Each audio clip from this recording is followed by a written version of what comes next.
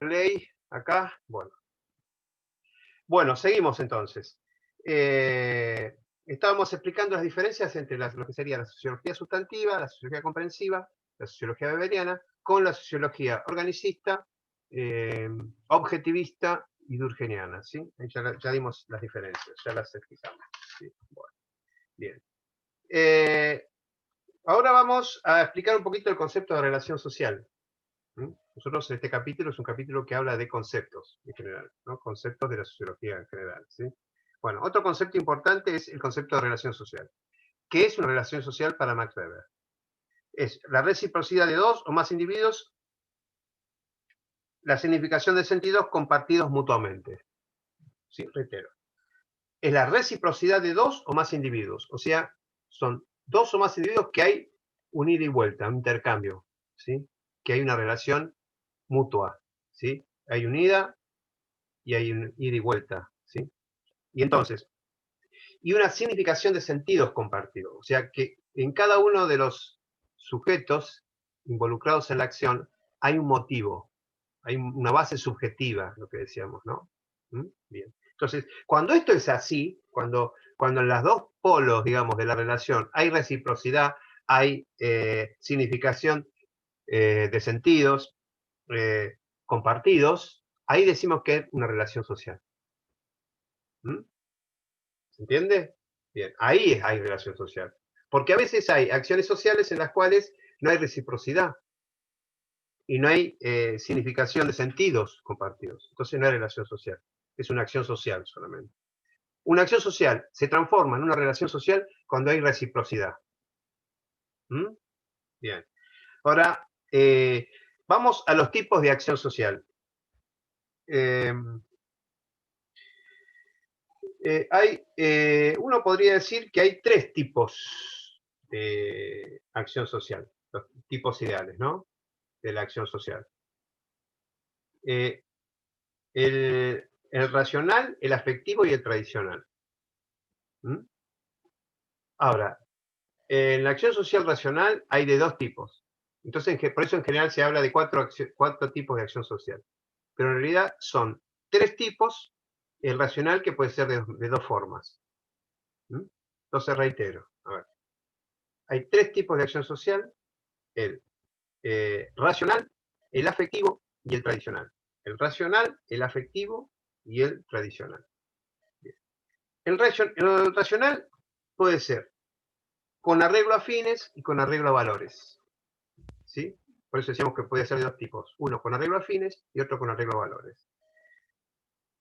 ¿Qué es la acción racional? La acción racional, en términos muy concretos, es aquella acción en la cual el sujeto calcula los medios que tiene para lograr un fin. ¿Sí? Entonces, esa es una acción racional. Con la regla a fines es porque se plantea un objetivo a realizar. ¿Sí? Entonces ve qué tipo de medios tiene, qué recursos tiene, y entonces hace un análisis, un cálculo de cómo utilizar eso que tiene ahí para llegar a un determinado fin. Bien, esa es una acción racional, con arreglo a fines. La acción racional con arreglo a valores no tiene fines ni tiene cálculo, sino, o sea, va a calcular, sí, lo que va a hacer es medir esos medios que tiene, pero a partir de valores, no de un fin, no de un fin determinado material, sino de valores, de principios. ¿Se entiende? Entonces, esta acción racional puede ser con arreglo a fines y con arreglo a valores. Bien. Ahora, el segundo tipo de acción social es la afectiva. Este tipo de acción se mide básicamente con un estado emotivo. O sea, hay un estado emotivo que me permite o que me lleva a lograr un objetivo. Por eso es una acción social emotiva, ¿sí? O afectiva. Y la tradicional, que es la tercera, es esa acción social que está movida por la costumbre y el hábito, ¿sí? Por eso es tradicional. ¿Mm? Lo mueven solamente el pasado, ¿sí? Lo adquirido. ¿Mm? Por eso las costumbres y los hábitos. ¿Mm? Bien. Ahora la que dice Weber dice, ¿cuáles son esas relaciones sociales más estables? Las que permanecen más en el tiempo. para Weber las relaciones sociales que permanecen más en el tiempo son aquellas que están orientadas en las creencias, por eso en los valores, en el sentido subjetivo, ¿no? Siempre habla de los motivos. ¿Cuáles son los motivos? Los motivos son en un orden legítimo. Se cree en un orden legítimo. Un orden legítimo es un determinado estado de cosas movido por leyes, por una regulación normativa. ¿Sí? Entonces, esas relaciones sociales, digamos, basadas en la creencia de un orden legítimo, van a ser las relaciones sociales más estables. ¿Mm? Bien. Y ahora, ¿por qué es esto?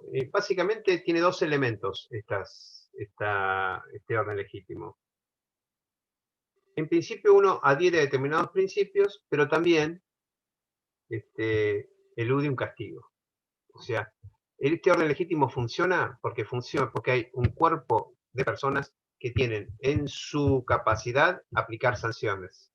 Esto es deber, ¿no? Entonces, y todos somos conscientes de eso y por lo tanto cumplimos con ese orden.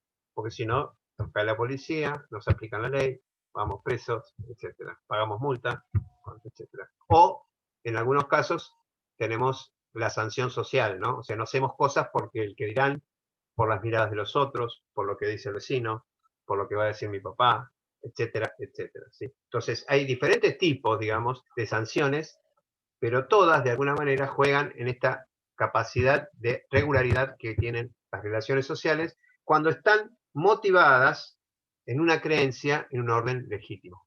¿Mm? Bien. Bien.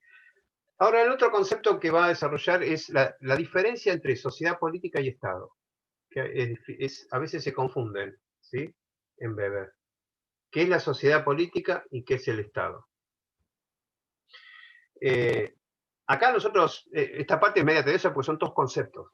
Por lo tanto, nosotros vamos a trabajar conceptos acá, ¿sí? Conceptos. Así que bueno, es medio tedioso, así que vamos a ir desarrollando este tipo de conceptos. Bueno, acá, ¿cuál es la diferencia entre uno y otro? La sociedad política es como la matriz, es como el envase, ¿no? Es como ese orden protegido en un territorio dado por la amenaza de la aplicación de la fuerza física por personal de gobierno. ¿Sí?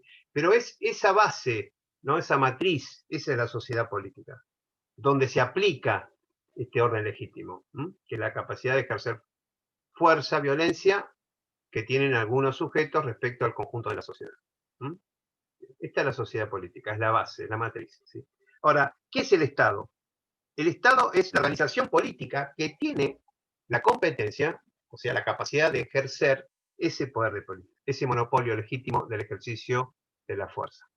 ¿Sí? Entonces, esta es la diferencia entre Estado y sociedad política. O sea, la sociedad política es ese orden, es esa base, ¿sí? Esa matriz, en la cual se ejerce, el Estado ejerce su potestad. ¿Sí? Entonces, la relación entre sociedad política y Estado es, la sociedad política es la base, y el Estado es el que ejerce ese poder en ese espacio, en ese orden. ¿Sí? Bien. Ahora el concepto de poder. ¿Qué es poder para Weber? Poder para Weber es la probabilidad, siempre, recuerden que hablamos siempre de probabilidades, nunca de certezas, ¿sí? Nunca de exactitudes, Weber en la ciencia social. Entonces hablamos de la probabilidad que un agente realice sus objetivos aún cuando los otros se opongan. ¿Sí? Esa es tener poder. Es hacer lo que debo hacer más allá de que el otro no esté de acuerdo. Y no tiene capacidad para impedírmelo. Entonces, eso es ejercer poder. Poder es eso, hacer lo que debo hacer o lo que quiero hacer más allá de las resistencias al que yo me ejerzo el poder. ¿Sí? Eso es poder. ¿Qué es dominación? Para entender la diferencia entre poder y dominación, ¿no? ¿Dominación qué es? La dominación es esa capacidad que tiene el ejercicio del poder de subordinar a los otros. O sea, de lo que los otros crean que tiene poder. Que el otro que puede ejercer su dominio, que puede ejercer su potestad, y entonces yo le hago caso. Entonces, la dominación es el ejercicio del poder en el que un agente obedece un mandato específico emanado de otro, creer en su subordinación. Esa es dominación. ¿Sí? Entonces, poder es la probabilidad de ejercer potestad más allá de lo que los otros quieran impedir. No lo pueden hacer. Entonces yo tengo poder. Y dominación es creerme que soy un subordinado. Esa es la dominación. ¿Sí? Aceptar que el otro puede hacer lo que puede generar y hacer la potestad, hacer lo que quiere. ¿Sí? ¿Está bien? Bien. Ahora, Weber va a hablar de tipos de dominación. Va a hablar de 3 tipos de dominación.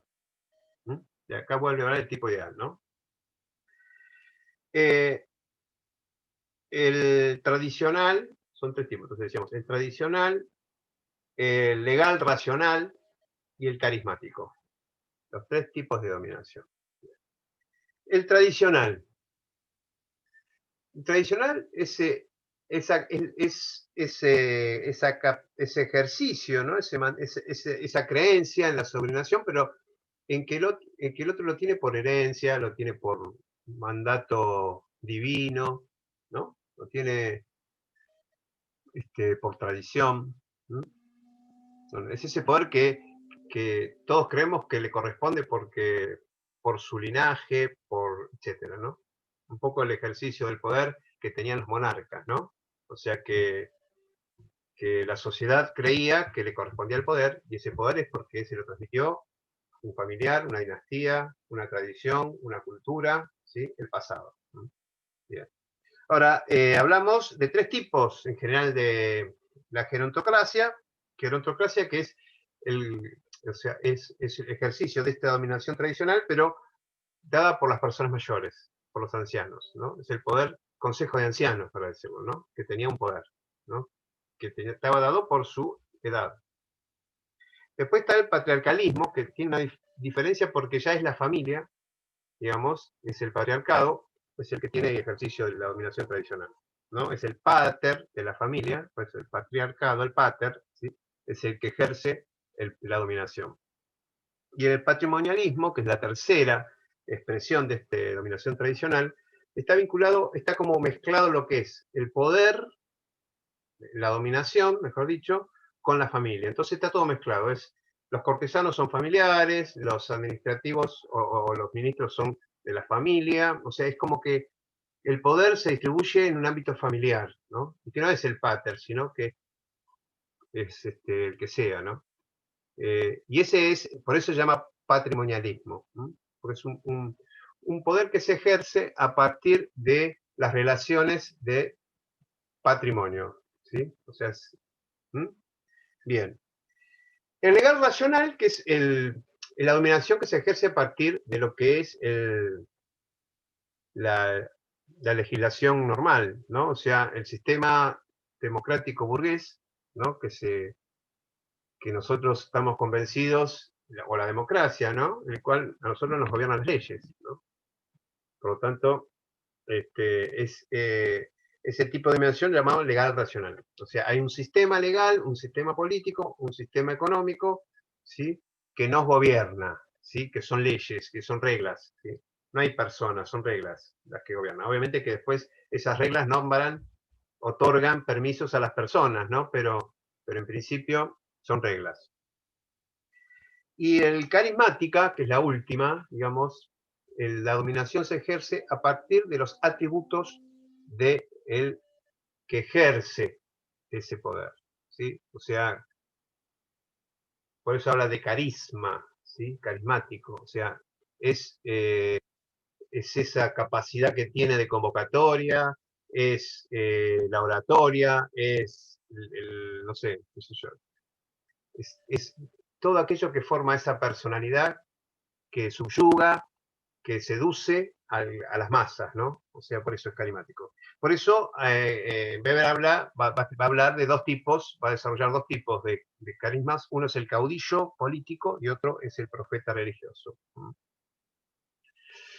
Y él, digamos, lo que hace, me parece que este tipo de dominación, él lo ayuda mucho, digamos, a poder construir esta categoría, ¿no? Este tipo ideal, es los años de dominio de carismático que tuvo Bismarck, ¿no? Bismarck fue digamos, un líder alemán que fue, digamos, el que llevó adelante la primera etapa del imperio y el desarrollo de la Alemania, ¿no? Entonces, Bismarck, que es inclusive el primero que aplica las políticas sociales, ¿sí? Como el iniciador de lo que se llamó después el Estado de Bienestar, y ejerció un gran poder a partir de su capacidad carismática, ¿sí? Entonces, lo que se dice en general que Weber construye este tipo de ideal a partir de Bismarck, ¿sí? Esa experiencia política alemana. Bien. Bueno, otra cosa importante, digamos, ¿cómo andamos? Bueno, otra cosa importante a tener en cuenta es el tipo de organización burocrática, la burocracia, que es un tema muy importante en Weber, ¿sí? La burocracia va a tener determinadas características, ¿sí? ¿Qué lo caracteriza la burocracia? ¿Sí? En principio, vamos a hablar de 5 características, ¿no? Una es, la burocracia lo forma un personal administrativo. Y ese personal tiene la actividad regulada. O sea, que todo lo que tiene que hacer ya está escrito. ¿Mm? Segundo, hay una jerarquía de puestos. ¿Sí? Hay un orden jerárquico y hay puestos, ¿no? Que se van ascendiendo. Tercero, lo que decíamos antes, normas escritas de cómo se procede. Cuarto, el puesto de trabajo implica una competencia especializada. O sea que se supone que cada puesto uno lo tiene que haber concursado.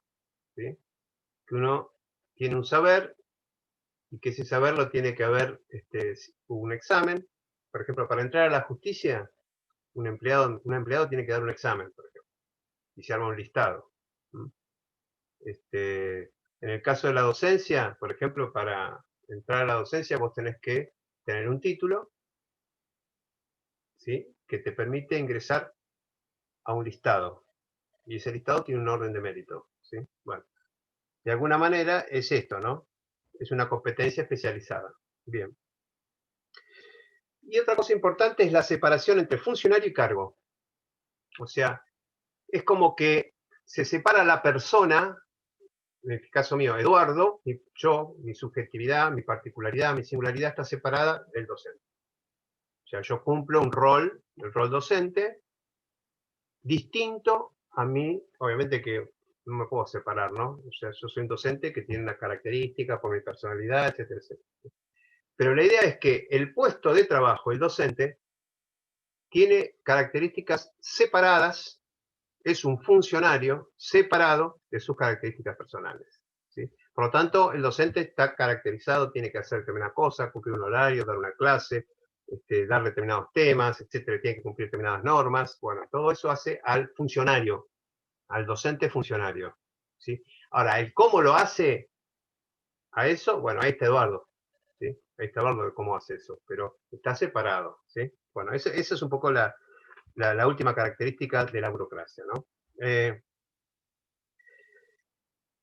Otras cosas importantes, hay una carrera del funcionariado, o sea que uno va ascendiendo a medida que va escalonando con el tiempo, supuestamente, ¿sí? Que se tienen derechos, cada uno de los estamentos tiene determinados derechos y obligaciones que cumplir, tienen un sueldo fijo, regular, ¿sí? Bueno, todas esas cosas un poquito hacen a las características de la burocracia.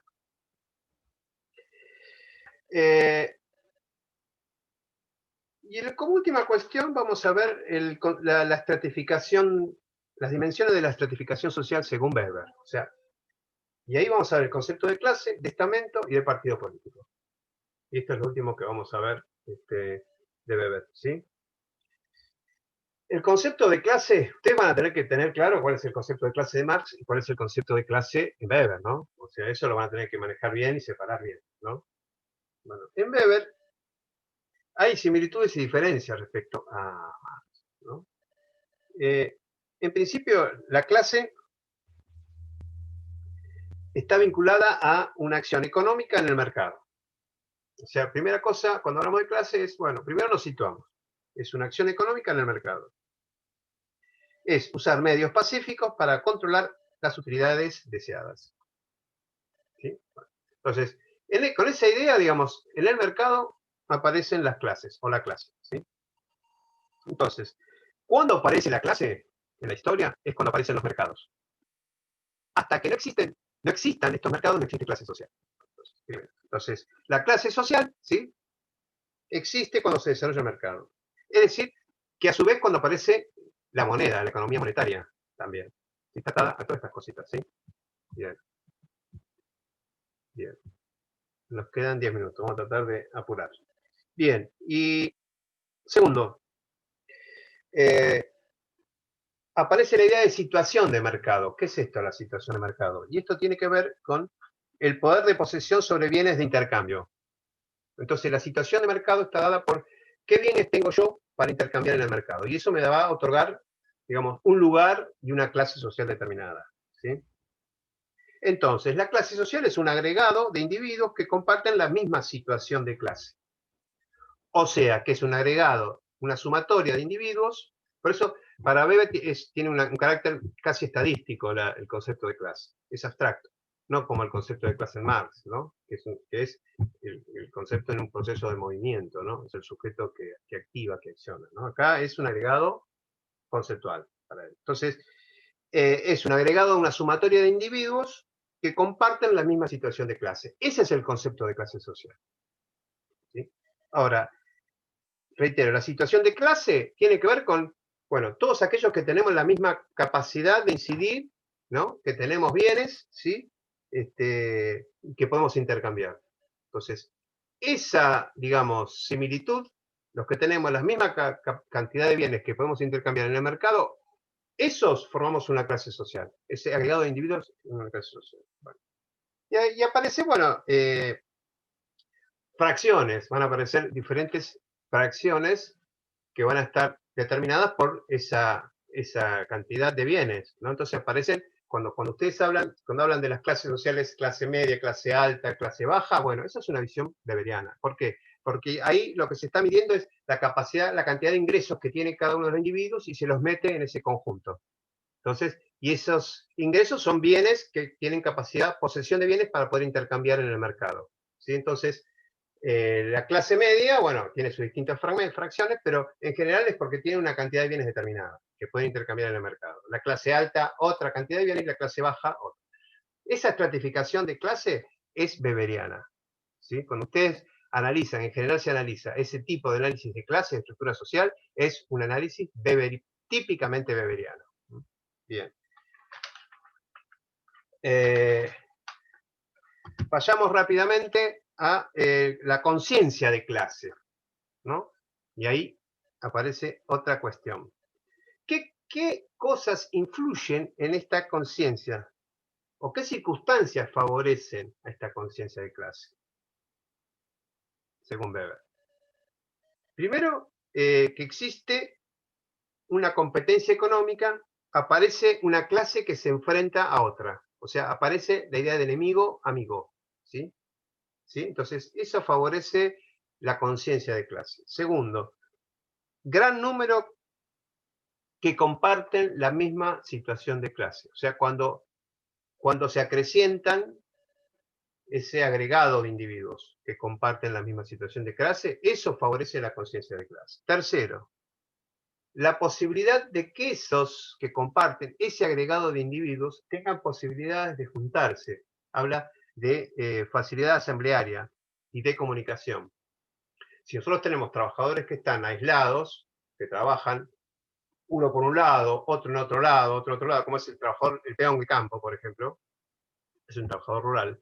Cuando, por ejemplo, está un puestero a 20 kilómetros del otro puestero, y así, entonces, claro, eso dificulta esa posibilidad de juntarse, de generar asamblea. Entonces, eso dificulta la conciencia, según Weber, no favorece la circunstancia para que aumente la conciencia de clase. cuando tienen diferentes dirigentes con objetivos claros, va a decir Weber. O sea, que ese grupo, ese agregado, a su vez tiene dirigentes que representan claramente los intereses de esos agregados. Bien, entonces estos 4 elementos que dijimos recién son los que favorecen la conciencia. Son circunstancias que favorecen la conciencia de clase. ¿Sí? Bien, la situación de estamento. ¿Sí? ¿Qué es la situación de estamento? La situación de estamento lo que hace es, está basado básicamente en la sensación de prestigio social que tenemos cada uno. O sea, ¿qué lugar nosotros ocupamos en la sociedad? O sea, la mirada del otro. ¿Sí? El prestigio es, bueno, ¿qué piensa el otro de mí? ¿O qué pienso yo de mí mismo? ¿Sí? Bueno, entonces, esas evaluaciones que hacen los otros de uno y de la posición social. Bueno, ese es el estatus. ¿Sí? Por eso hablamos de estamento. Ese es el estatus.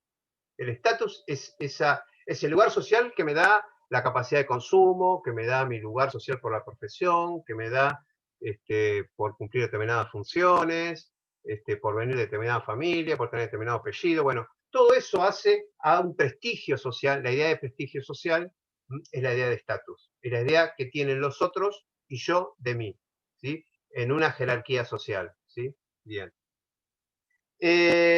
Entonces, un estamento vendría a ser todos los individuos que comparten la misma situación estamental, o sea, el mismo prestigio social.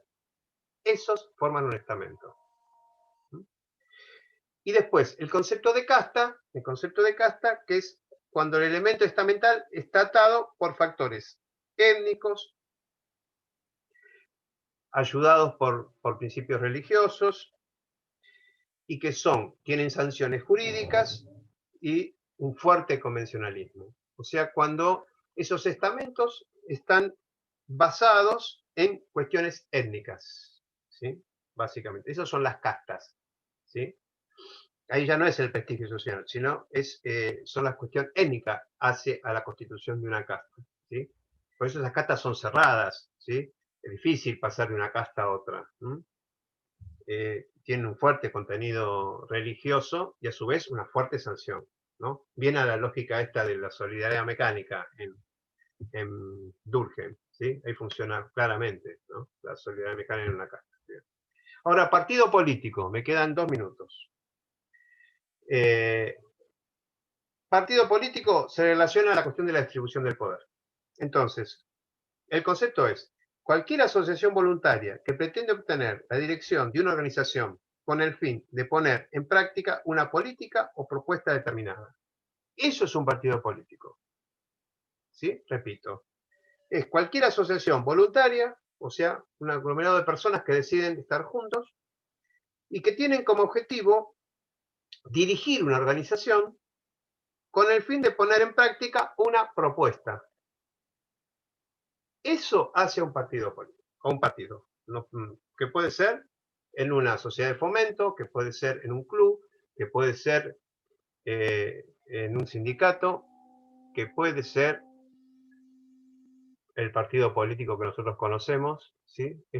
Tiene más que ver con la idea de partido político tradicional que nosotros conocemos, no a la idea de partido político que tenía Marx, ¿sí? Entonces, para terminar, tenemos que tener claro esto. Las diferencias, el concepto de clase en Marx, el concepto de clase en Weber, el concepto de partido, el concepto en Weber y el concepto en Marx, que son diferentes. Y tenemos que saber diferenciar porque esa es la riqueza de lo que estamos viendo. Es la diversidad de conceptos y que hacen a una sociología determinada, a una perspectiva determinada, a un paradigma determinado. Tenemos que diferenciar claramente a los tres, Marx, Durkheim y Weber, claramente tenemos que diferenciarlos, qué cosas tienen en común y qué cosas tienen diferentes. Eso es muy importante que ustedes lo trabajen, ¿sí? Y bueno, y ahí estamos ya terminando. El trabajo práctico se los voy a dejar el lunes que viene y ustedes el martes me lo contestan, ¿sí? Va a ser el trabajo práctico bueno, profe, muchas gracias. De Marx y de Weber, ¿sí? ¿Estamos? O sea, no sé cuántas preguntas va a ser, pero van a tener esa opción, ¿sí? Igual lo voy a poner en noticias porque para la gente que no está participando de los Zoom, ¿sí?